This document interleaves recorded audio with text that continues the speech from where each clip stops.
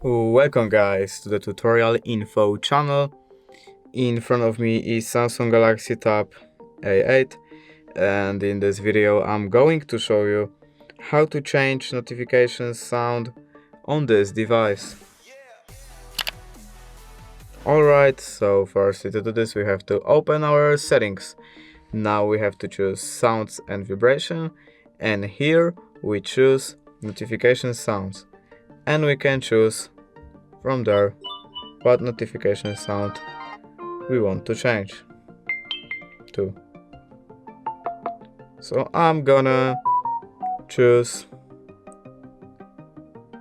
chaos, and basically that's it. If you did enjoy this video, leave a like and subscribe.